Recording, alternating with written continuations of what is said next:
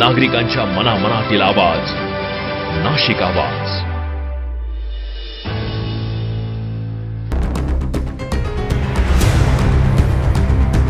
नाशिकमधून आता मोठी बातमी समोर येते. नाशिकमध्ये ठाकरे गटाचे जिल्हा प्रमुख सुधाकर बडगुजरांना तडीपारची नोटीस बजावण्यात आली.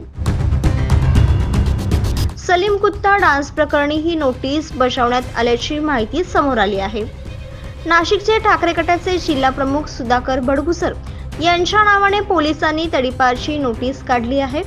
मात्र सुधाकर बडगुजर यांनी नोटीस घेण्यास स्पष्ट नकार दिला आहे. बडगुजर वरिष्ठ पोलीस अधिकाऱ्यांची भेट घेत कायदेशीर सल्ला घेणार असल्याचं बोललं जात आहे. मुख्यमंत्री एकनाथ शिंदे यांची नाशकातून पाठ फिरताच ठाकरे गटाच्या पदाधिकाऱ्यांविरोधात नोटीस आल्याने ठाकरे गट चांगलाच आक्रमक झालाय. दरम्यान सलीम कुत्ता डान्स प्रकरणी सुधाकर बडगुजर हे नाव राज्यभर चर्चेत आलं होतं. ऐन निवडणुकीच्या काळात सुधाकर बडगुजरांविरोधात नोटीस काढल्याने नाशिकचं राजकारण आता चांगलंच तापल्याचं बघायला मिळतंय. सुधाकर बडगुजर यांना तडीपारच्या संदर्भात नोटीस देण्यात आलेली आहे. त्याबाबत त्यांचं म्हणणं ऐकून घेण्यात आलेलं आहे. BP ॲक्ट 57 अनुषंगाने ही कारवाई करण्यात आलेली आहे. सुधाकर बडगुजर यांच्यावरती 2014 मध्ये इलेक्शन रिलेटेड गुन्हा या ठिकाणी दाखल होता आणि त्या गुन्ह्याला कन्व्हिक्शन लागलं होतं. त्यामुळे कोणत्याही आरोपीला जर कन्व्हिक्शन लागलं तर आम्ही 57ची प्रोसिडिंग या ठिकाणी सुरू करतो. तर ती प्रोसिडिंग आम्ही सुरू केलेली आहे. त्या अनुषंगाने त्यांना आज बोलवण्यात आलं होतं आणि त्यांनी त्यांचं म्हणणं मांडण्यासाठी मुदत या ठिकाणी मागून घेतलेली आहे. पहिली नोटीस. त्या प्रकरणात त्यांनी म्हणणं मांडत असताना सांगितलं की हायकोर्टामध्ये अपील केलेलं आहे आणि त्या संदर्भातले त्या सर्व कागदपत्र माझ्यापुढे सादर करणार आहे. त्यांना 8 दिवसांची मुदत या ठिकाणी दिलेली आहे. तडीपार हे गुन्हेगाराला केलं जातं. हे जिल्हाबंदीची नोटीस मला मिळालेली आहे. मी लोकप्रतिनिधी आहे, जनतेचा सेवक आहे, जनतेचे सेवा करणारा प्रतिनिधी आहे. नागरिकांना जो त्रास होतो त्या गुन्हेगाराला तडीपार केलं जातं. परंतु हे राजकीय हेतूने प्रेरित होऊन ही कारवाई केलेली आहे. तुम्हाला माहिती आहे, कालच या शहरामध्ये मुख्यमंत्री महोदय येऊन गेले आणि त्यांच्या सभेमध्ये कोणी कोणी काय काय स्टेटमेंट केलं त्याचंही द्योतक आहे. आणि ज्या केसेस गेल्या 10 वर्षाच्या काळामध्ये माझ्यावर एकही केस नाही, ते एक बेकायदेशीर कृत्याची केस आहे. मी केलं ते बेकायदेशीर कृत्य आणि हेमंत गोडसेने केलं ते कायदेशीर आहे का? ते सुद्धा बेकायदेशीर कृत्य होतं ना.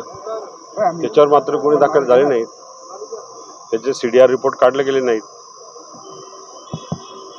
त्यांचे मोबाईल ट्रॅकला लावले गेले नाहीत. तर त्यांच्यावरती पण कारवाई झाली पाहिजे. आणि असे राजकीय लोकप्रतिनिधी काम करत असताना अनेकांवरती नाशिक शहरामध्ये गुन्हे दाखल आहेत. त्यांच्यावरती अशी कारवाई होत नाही, फक्त आमच्यावरती कारवाई होते, सूडभावनेने कारवाई होते. ते कन्व्हेन्शन मला लागलेलं होतं 353च्या केसमध्ये. हेमंत गोडसेचंच पाप आहे ते.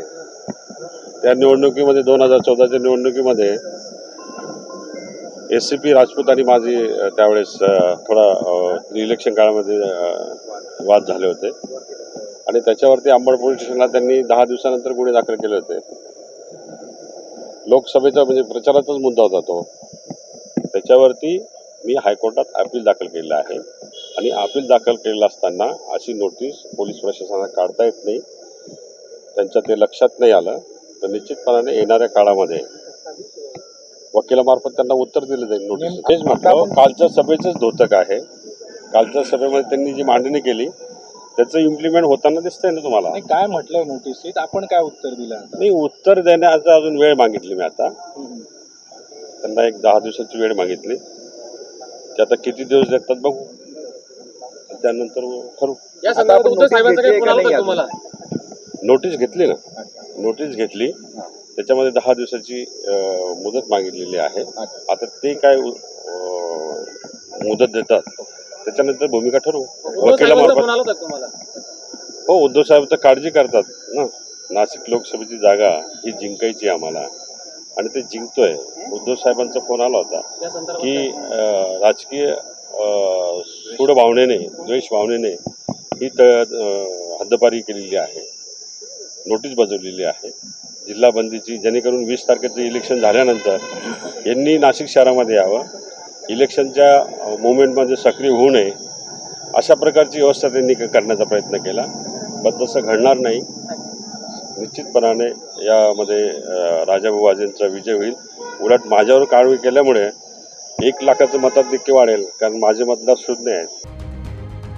वृत्तसंकलन विभाग, महाराष्ट्र आवाज, नाशिक.